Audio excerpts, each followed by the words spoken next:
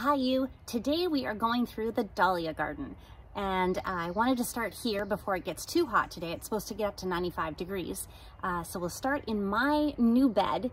This was put in just brand new this year. And then we'll head over to other areas of my garden to look and see how the dahlias are doing over there compared to over here. The great part about dahlias, besides the fact that it reminds me of my granddad every time I'm out here, is that they are fantastic for making bouquets and flower arrangements, and they bloom from July all the way for us, July, August, September, sometimes even October. I start pulling the tubers out of the ground and there's still blooms, and it kind of makes me sad, but I want to make sure that they get out in time and they winterize, and then they can produce fantastic blooms again for the next season. Let's start right now in this garden, and I'll walk you through the different varieties that I have here, and I'll let you know the names. And in August and in September, we'll probably do a follow-up video as well, just to show you how much they change over the season as far as the number of blooms, the size of the bush itself, and just the height that a lot of them get to as their max. So this is just the beginning. Come on, walk through with me. Of these beautiful pink flowers here, and this is Bloomquist Sweet. And so this one produces a whole bunch of these. Oh, I mean, they're not small. They're about the same size as this one over here, but a lot different. It has this really cute little yellow center, and then the pinks into the really dark pink or the fuchsia color in the center there. And this is a great one for cut flowers because there's so many blooms. So many little blooms on this one. Unfortunately down here, this is Fancy Pants, but I'll have to film that maybe next week when more of them are out. Again, this is just like Bloomquist Sweet. It has a whole bunch of a multiple amount of blooms that come out on the bush. It's really, really spectacular when it first comes out. This one's been out for about, I would say 3 weeks now. So, and again, it's a nice compact bush and it has multiple flowers. This little guy tucked in here, Mom and Dad's is doing a lot better than my little guy, but this one is Commando Love. And Commando Love is another ball variety here. And if you look there, it's a nice little mauve colored dahlia. Now it's facing that way because it wants to go to the sunshine, which is over this way, so it's looking that direction. But it's really compact, and I think Mom and Dad's is a lot bigger, and we'll see that later today. This one, oh, I love this one. This one I've been waiting to see, and there's a lot coming out right now. And let me try to pull it this way. Oh, this one's just starting to give way. It's a little older now, but look at how big this is. Isn't that awesome? Oh my gosh. This one did not bloom for me last year. I had it in the wrong place in the garden. It's massive. It starts off like that. It is just loving this heat. And there's a whole bunch of them about to open up on this one. So I'm excited. I'm gonna say that about many of these. Now this one is just about over as well. And it's quite different. And here's one right beside it just starting to come out. And it's reaching up for the sunshine. It's way at the top here. And this is what it looks like when it's just about to come out. A beautiful purple color, burgundy inside in the middle. And this is very tall, but the leaves seem to be doing better than what they were. I was having problems with this one earlier in the season, so I'm going to start looking into what I need to use for fertilizers and whatnot. Next to that, we have this one, which is stunning again. Look at that. Isn't that gorgeous? And that's just coming out as a smaller one. I gave one actually to the neighbor the other day. She's only 3 years old. And so we went through the dahlias and we cut some dahlias for her to take home. The pinks, purples, the yellows, and then the peachy creams. And there's many coming out on this dahlia. And beside that, we have Alamode. And Alamode is one of my favorites. Take a look at this. Alamode. It's a huge bloom. It has a different pattern in each bloom. Same color tones, different patterns. And look, you can see here, and it has like the pink stripes. Oh, and a little bug. Oh, and that's Ozzy. He's protecting the front gate. And peaches, pinks, whites, all of those beautiful colors. But this one is a tall variety, and it produces many of these blooms. Just stunning in arrangements. Love it. All right, let's go to the other side. And starting here, this one is quite low to the ground compared to the other ones. This one here is called Coco Puff, and it's these darling little ball-shaped flowers. And it has the pinks in there, the creamy peachy colors, and there's many of them that come out on the bush at the same time. And I have not deadheaded. Yucks! Ah, bad on me. But anyway, these are fantastic again to go into your flower arrangements. And we have some that are still just trying to come out into bloom. Again, it's the end of July, and we had a real rainy season all the way up into the second week of July. I didn't know if the dahlias were going to do that well this year, so they're a little bit behind, but now end of July they are coming out and showing all of their beauty. This one over here, this one is called Lifestyle, and it's an interesting combination. I love this with the purple and the yellow, and there's a few of them coming out. Oh, and one down here still. And I had to plant a second one of my favorite. Again, this is Alamode, and this is one of the spent blooms now that I haven't picked, but I couldn't help but plant two of these because I am infatuated by this one. And its partners over there on the other side. And it looks like I have to start tying these up because they're getting really heavy. And if we end up with a windstorm, then they're actually going to crack. That's the one thing about the dahlias, is you want to make sure that they're very much supported, especially as they start getting the weight at the top. Any kind of windstorm or any kind of animal that runs through here will start to crack these. And it's a really sad morning when you come out and these are all like this. It makes for a great vase that day because now you're trimming up all the blooms and taking them inside, but it breaks the plant and it's really disheartening for the rest of the season.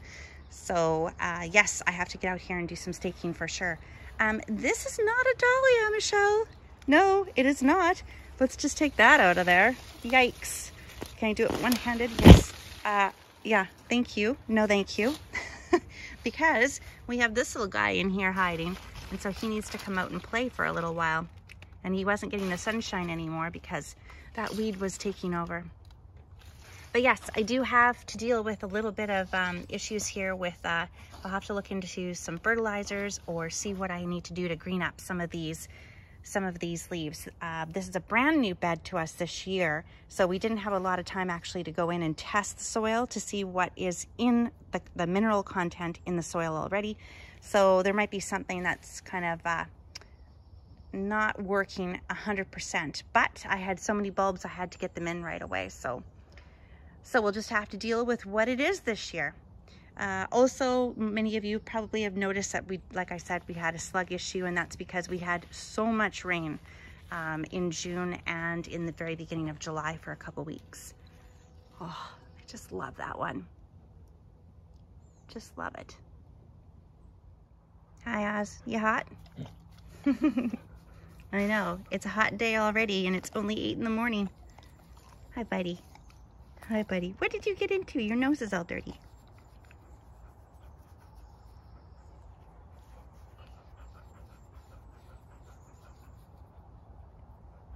Yeah, you like the dahlias, don't you? They smell pretty. Yes, they smell pretty.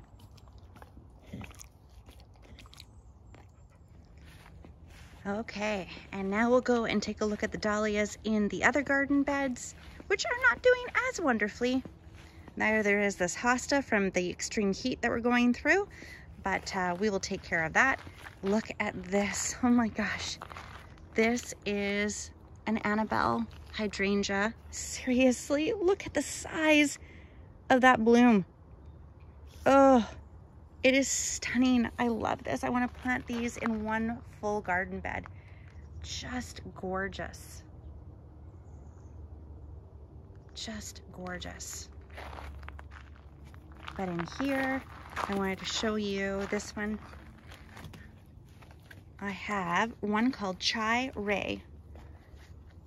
And this is such a cutie. Look at that, the red and the yellow. It's a bit of a smaller bloom. It's not too small, but like you can see, it's in my hand here. But it comes up and it's usually quite bushy. It would be like the ones in the new garden bed, but we're not doing really well with the fertilizer, I think, this year. So this is quite small. It was also planted about 2 weeks behind the other garden bed that I just showed you. So, but she's catching up. So hopefully if we have a good August and September, this will be a lot different than what it is right now. Really cute. Okay, let's go and find another one. This is a whole area that I planted with Bloomquist Sweet. 1, 2, 3, 4, and 5, and they're all doing wonderful. 2 of these ended up getting attacked actually by aphids, so they're a little bit behind the other ones right now.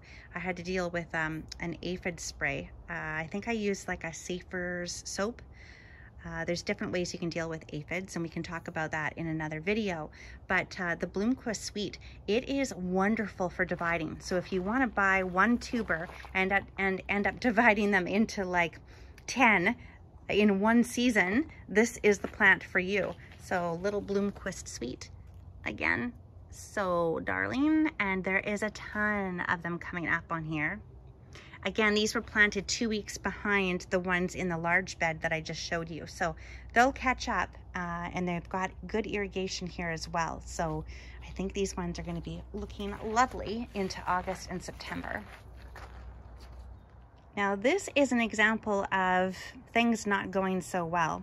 These ones were planted only a couple weeks ago, so really late into the season. Again, we still had quite a bit of slug issues that we were dealing with. So you can see that a lot of these have slug damage, all these leaves, as well as we had deer and bunnies coming through here. So they took off or tried to taste a few of these, but they're trying. They're struggling, but they're trying. And I didn't want to get rid of them because I had all these ones sitting around in black pots just looking for garden space. So I'm definitely needing to expand the beds for next year and get these into good soil. But oh, and I'm noticing it's because a lot of these are my excess stock, Alamode, and a couple other ones. So these are my spares, but I can never bear getting rid of or throwing anything out. Isn't that terrible? I probably should have given these to a few neighbors and friends, but I'll keep that in the back of my mind for next year because Dad and I are going to have so many tubers to divide. So this is going to be a fun 2023 coming up. And again, same with these. This was all excess stock or stock that I was growing on because I didn't think it was going to actually make it. And they have. They're doing well. This side of the yard gets this really bright sunshine, morning sunshine. So sorry, it's a little bit overexposed here, but there's quite a few of them. They're all on irrigation, and some of them are backed here by a drip line. But for instance, Lady Darlene, I can't wait to see. She's doing really well, and this one was like on its last legs. I did not think that it was even going to turn into this kind of a plant. So even though it's certainly not huge and shrubby like the other ones, they're trying. So maybe, like I said, August, September is going to be the month for them. But I have quite a few planted in here.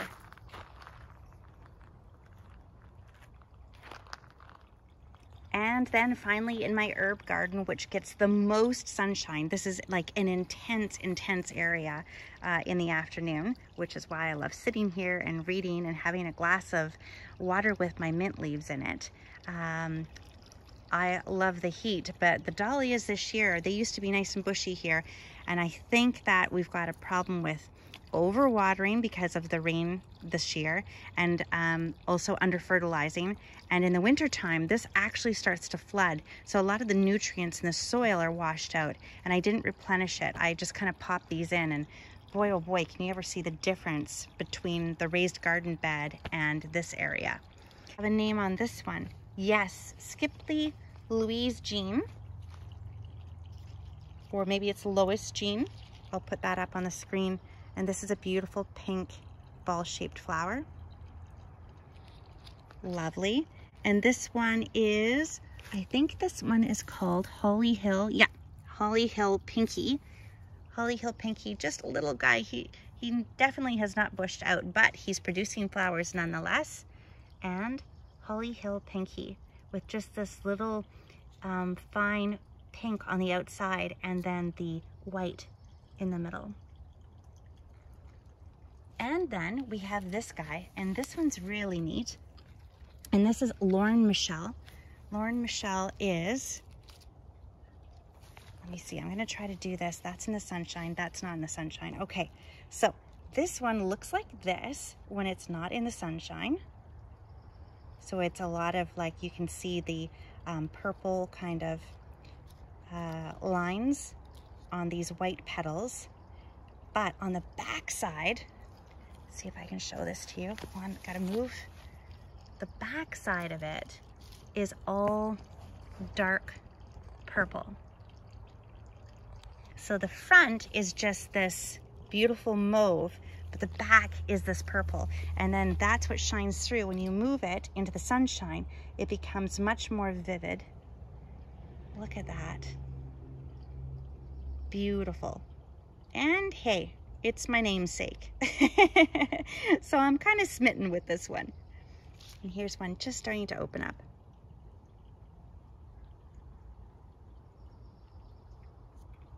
All right, so what do you think? Is it time to go to Nana Papa's? Let's go!